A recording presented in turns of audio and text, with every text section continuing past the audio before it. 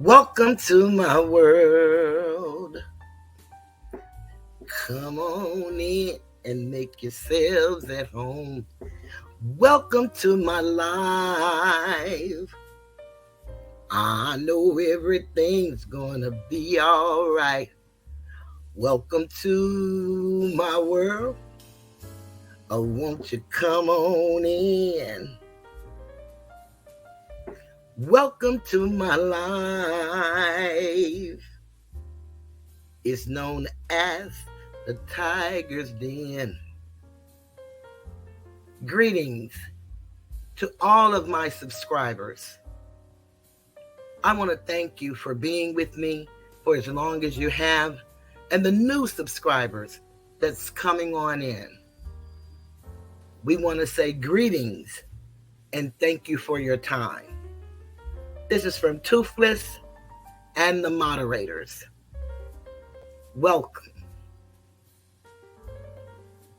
to the Tiger's Den.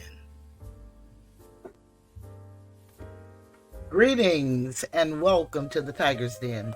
This is the voice of Cheryl, and I am Toothless Tiger. We've had a lot of excitement going on the last few days. Not the kind of excitement that we really want, but the kind that gets you to thinking and getting you wanting to do something. You know what happened to Mr. Steele? I'm so very grateful that he was able to go home to his wife.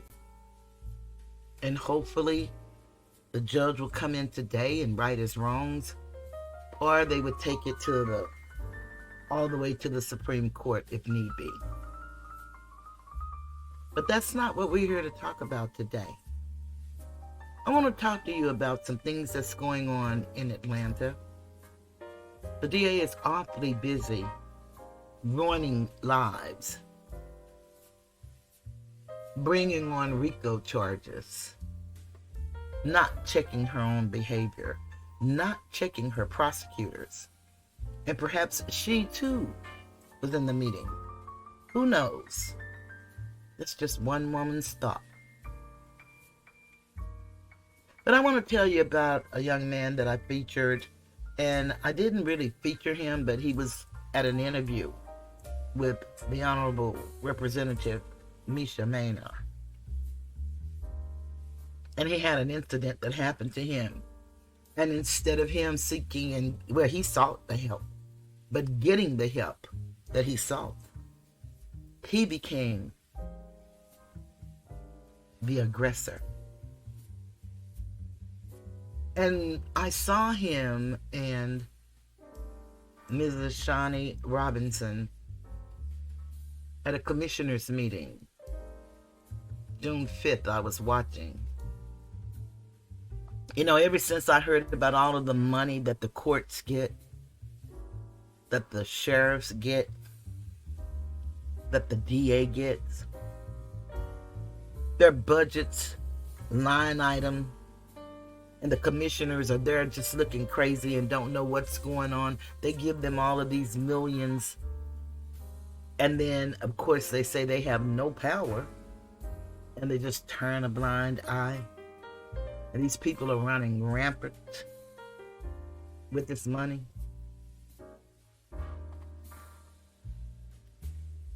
And I hope I said rampant, because that's what I meant to say if I did. But let's hear his story. And then I'm going to remind you all of Ms. Shawnee Robinson. Because we thought how bad it was for Fonnie Willis to do what she did to the educators. But unfortunately, some 10 years later, some of them are still fighting for the right to be free. Sad story, but one that needs to be told. We're in dire straits. We don't have communities. We have hoods. And Dick Gregory always said, why do they call it a hood? Because, you know, you wear a hoodie, normally to cover up something. communities is when you own property. And there's an old saying here in the Texas South, you ain't a man unless you own some land.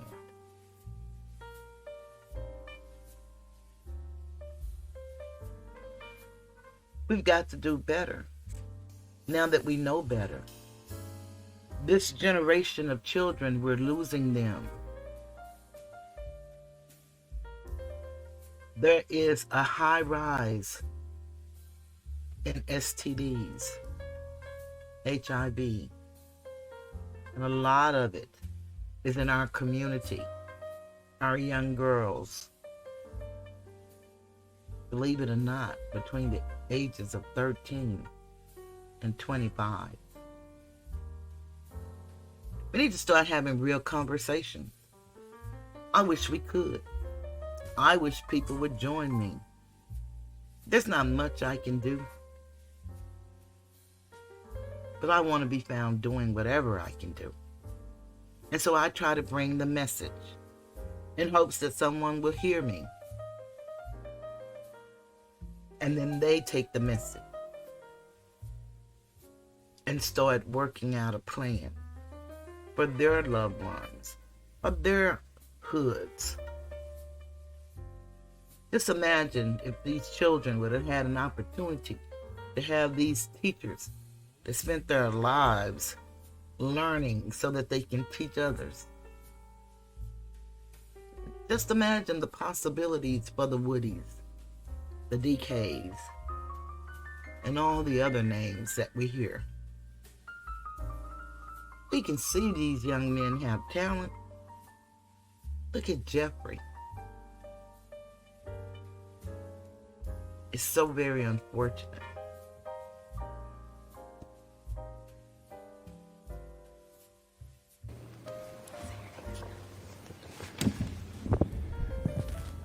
Good morning. My name is Wesleyday. That's J-E apostrophe space Wesley, W-E-S-L-E-Y,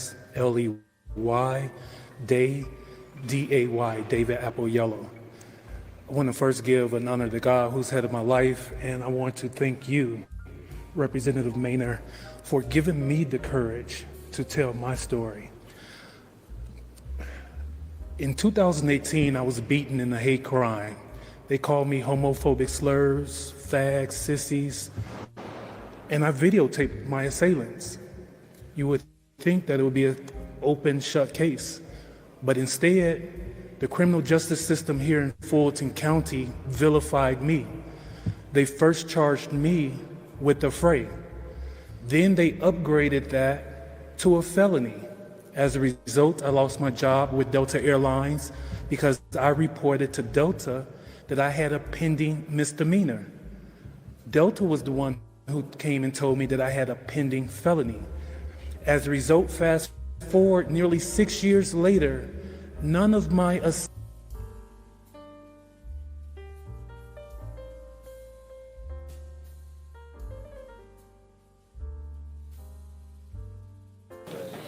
Prosecuting Attorneys Qualifications Commission. We're not going to hear that today. So let's go to the next video so we can continue with his story.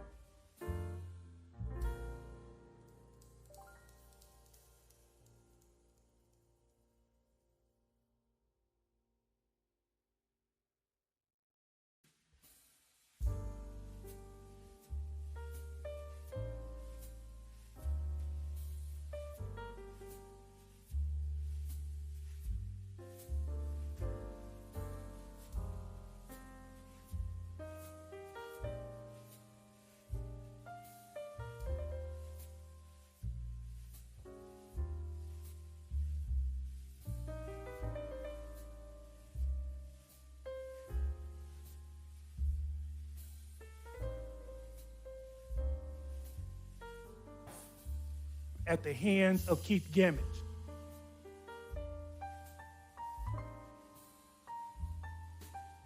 It starts with this. November 20th, 2018, I was beaten.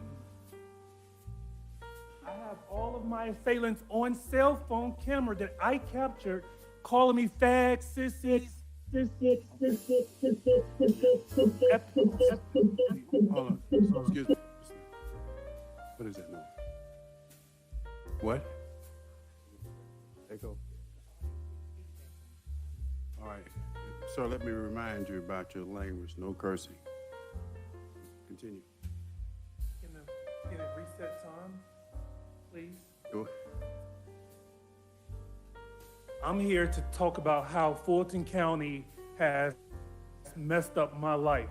I have been steadfast and manifested my entire life, being in gifted programs, skipped 7th grade, 2 bachelor degrees, 2 master degrees, all but dissertation, to come here on November 20th to be met with hate in the city that claims it's too busy to hate. I caught my assailants on cell phone camera calling me homophobic slurs and epithets and slapping me and beating me. Who get charged? I got charged. I got charged with afraid. That's an injustice in itself. How does that happen? How does that make sense? Not one of you have been able to explain that to me. But Keith Gamage, your Solicitor General, took that misdemeanor charge and upgraded it to a felony. How does this happen? I'm so stressed at this point. My mother is ill. I have power of attorney over my mom.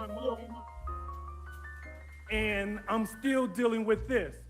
So as a result of that, Keith Gamage charged upgrading it to a felony. I lost my job at Delta Airlines. But here in stark contrast, June 14, 2020, I was at the Cheesecake Factory, $100 order I was waiting to pick up to go. The police came and told me I have to leave without getting my food. They charged me with trespassing. That's an injustice. As if that wasn't enough, Keith Gamage, 16 months later, went and added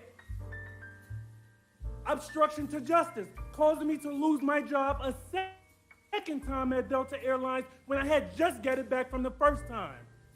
How does any of this make sense? 15 and now, seconds. The people that beat me, Keith Gamage dismissed one of their cases, and then Funny Willis is threatening to dismiss the second assailant, and she's telling me she's gonna charge me with extortion.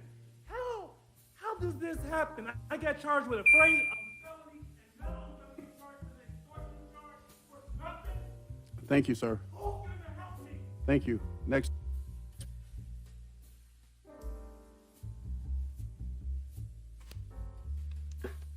So we see how much they care. The commissioner has been there a very long time, not necessarily in the capacity of the commissioner, but he's been there a long time. And who is it helping? Looks like nobody but Fonnie Willis.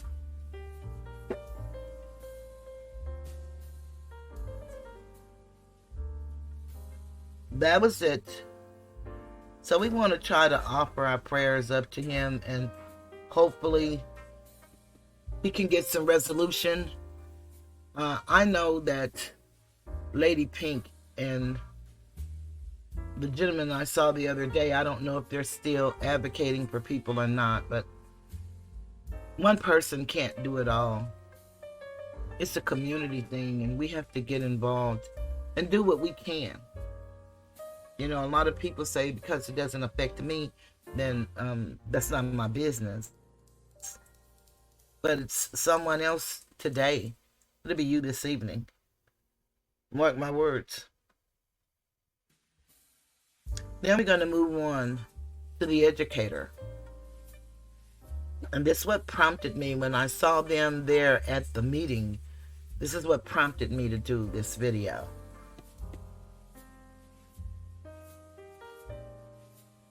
It just takes me a minute to do anything. But I knew it was coming.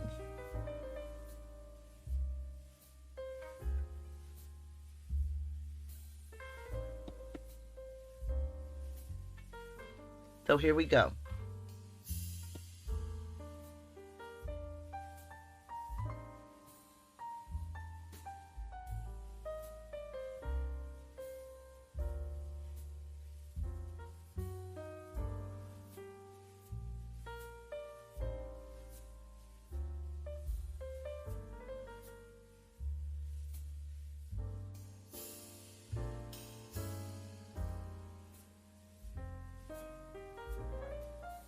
Robinson, and I'm here to inform you that criminal justice reform is needed in the Fulton County Courthouse. There needs to be an ethical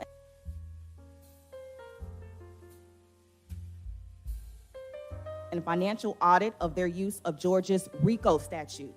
11 years ago, I became the youngest defendant in the Atlanta Public Schools cheating trial, the longest, most expensive criminal trial in Georgia history that charged educators with Rico for cheating on standardized tests.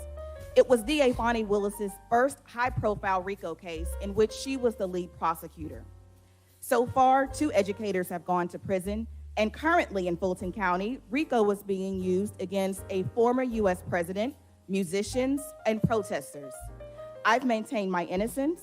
As a first-grade teacher, my test scores didn't even count, and I've never received any bonus money, which was the reason prosecutors claimed I should be charged with Rico in the first place. Although I didn't get any bonus money, prosecutors basically told the jury that since my salary was U.S. currency, I could still be classified as a racketeer.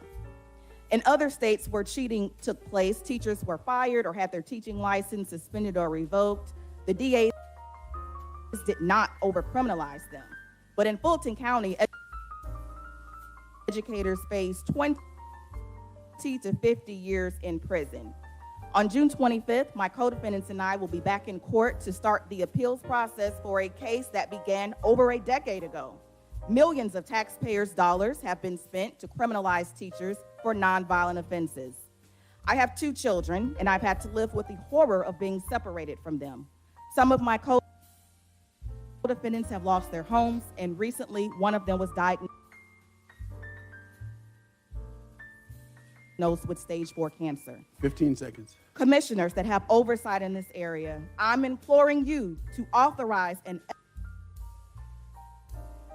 ethical and financial audit of the Fulton County Courthouse and its misuse of Georgia's Rico statute. Thank you.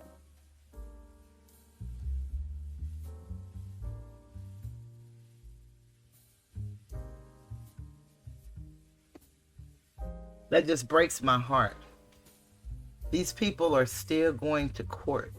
They're going back to court next week, week after next, starting the appeals process. And that judge, I believe, that they have is still on the bench.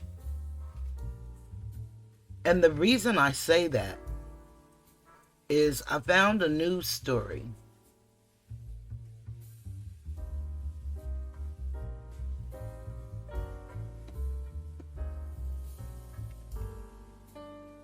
where he has removed the public defender. The majority of them have public defenders now. And let me see, I think I have an article here that I wanted to read.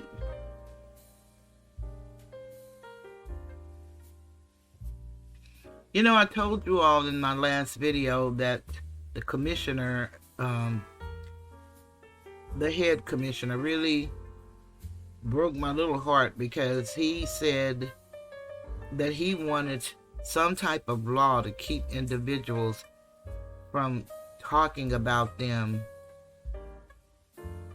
in the school, in the chambers when they come and do public speaking. And I thought that was awful.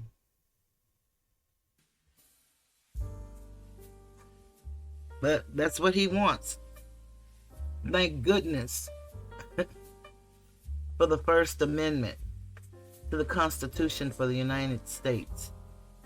That's why I preach and I preach and I preach and I teach and I do my best to share.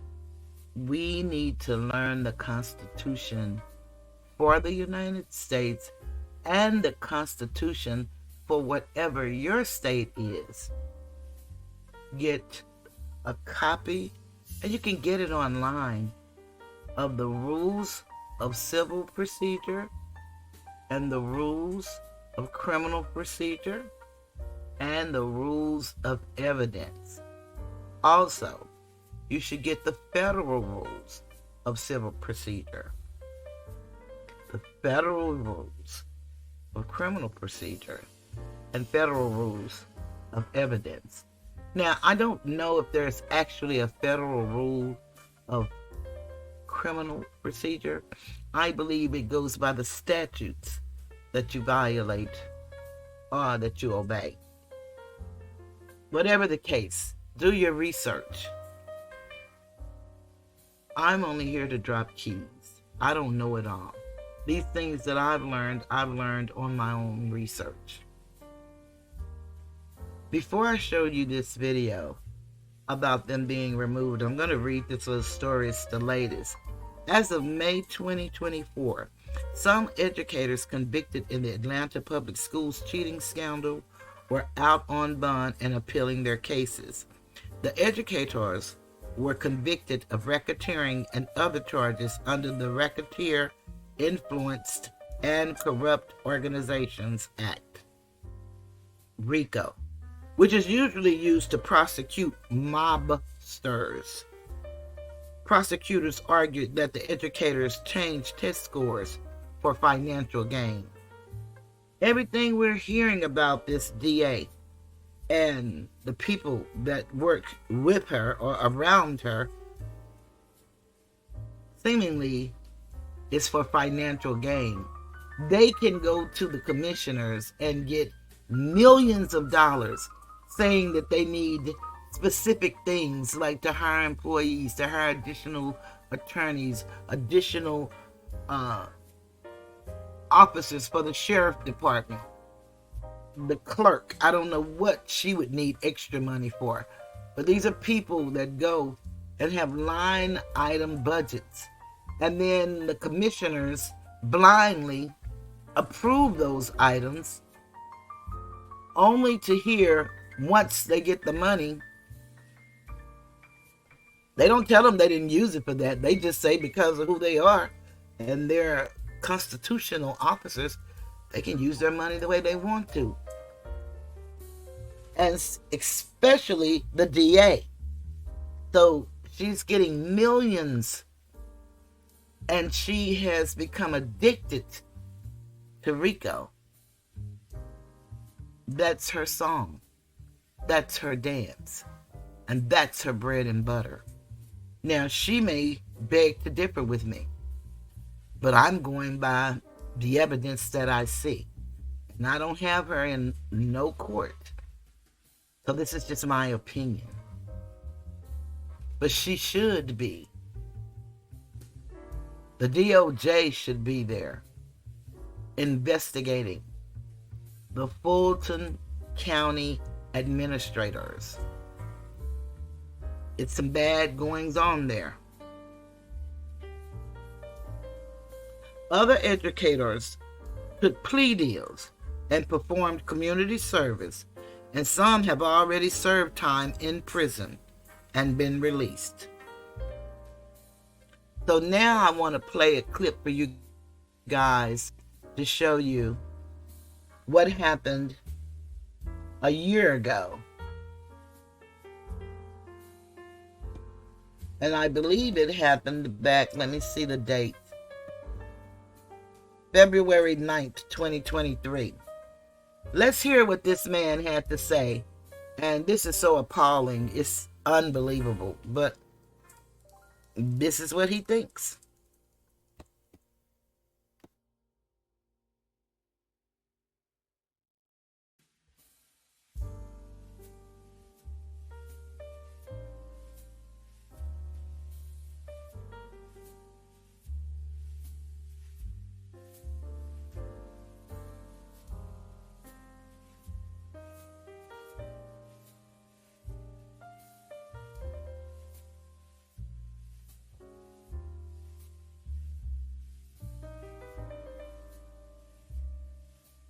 And most expensive.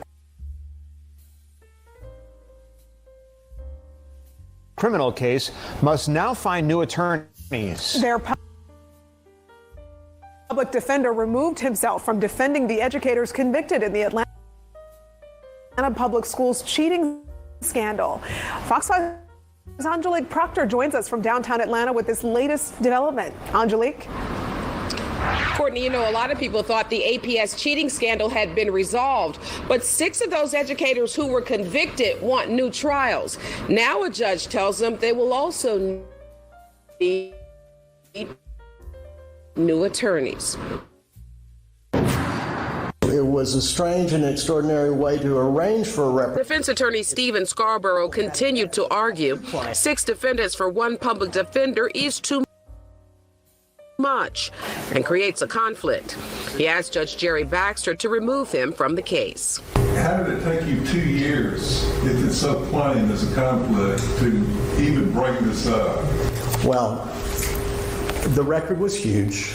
That's not an excuse, let me just say. Judge Baxter removed public defender Scarborough, but the issue quickly turned to whether the defendants, Michael Pitts, Sharon Davis Williams, Shawnee Robinson, Tabika Jordan, Diane Buckner Webb, and Theresia Copeland are indigent in the first place. My 6 clients qualify for appointed counsel, and we can go from there. Prosecutors contend 5 of the 6 are not. I suspect one of 2 things is happening. They have never reported their finances appropriately when things have changed or of those nature, or the public defender's office has ignored the fact that they are representing individuals who are not indigent.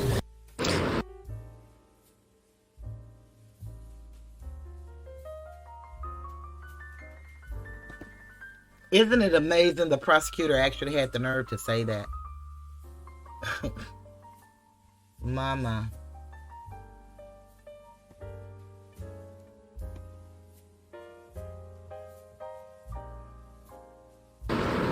Now, Judge Baxter asked all 6 defendants to be back here 6 weeks from now with a new attorney, be it public or private. But he told them they should be ready to go. In downtown, Angelique Proctor, Fox 5 News. All right, Angelique, thanks. Remaining 6 defendants in Georgia's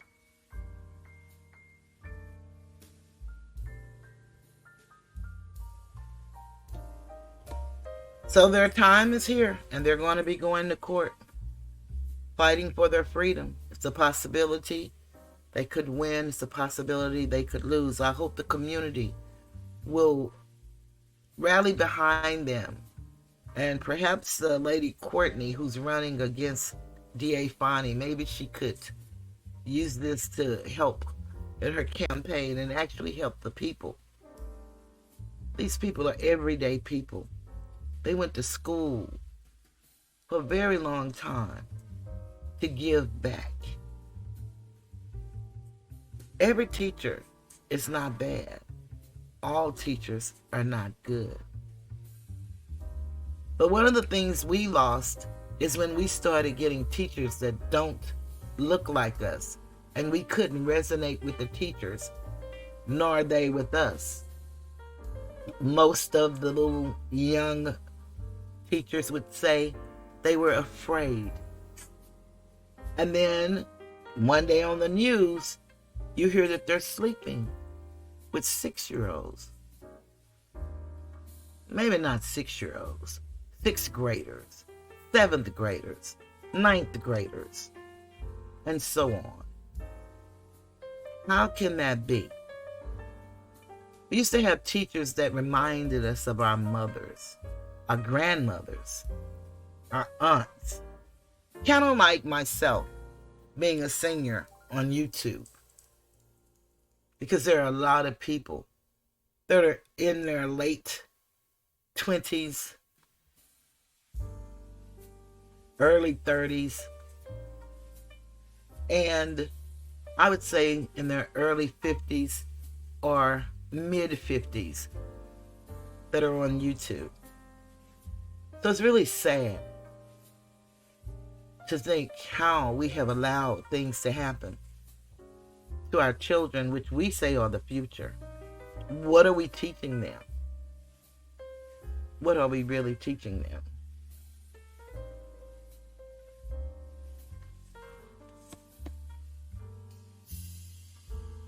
Okay, I was going to show a little of the video that I showed before about Mrs. Robinson when she did a book. And I showed this once. I want to show a little of that, and then I'm going to close out. I thank you guys for your time. If you got this far in the video, which I hope you did, or you come back and look at it, please hit the like button, share, comment, subscribe to my channel if you're not subscribed. This is basically the type of information you're going to get from me. I don't know how to do all the witty editing and things like that, so you have to take me as I am. Basically, what I like to do is to educate the public at large. But I truly care about my people. For it is written, my people are destroyed for the lack of knowledge. And we see self-destruction every day.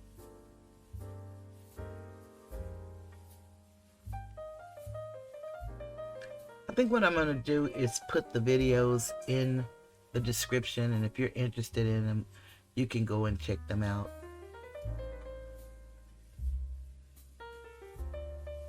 Look forward to a couple of videos, and then join me on Wednesday night at 8:30 p.m. Central Standard Time.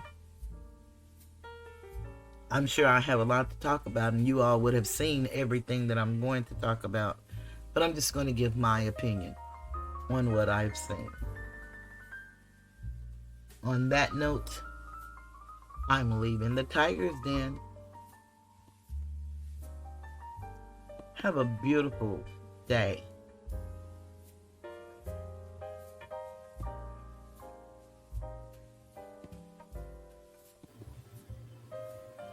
I believe the children are our future. Teach them well and let them lead the way. Show them all the beauty they possess inside. Give them a sense of pride to make it easier. Let the children's laughter remind us who we used to be. Everybody's searching for a hero. People need someone to look up to. I never found anyone to fulfill my needs. A lonely place to be. So I learned to depend on me. I decided long ago never to walk in anyone's shadow. If I failed, if I succeed, at least I'll live as I believe. No matter what they take from me, they can't take away my dignity, because the greatest love of all is happening to me. I found the greatest love of all inside of me. The greatest love of all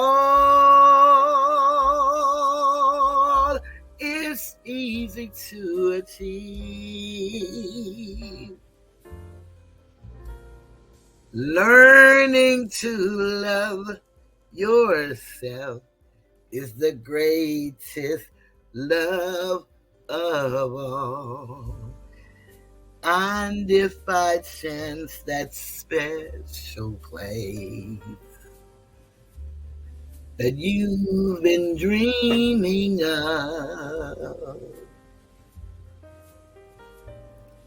takes you to a lonely place, find yourself in love.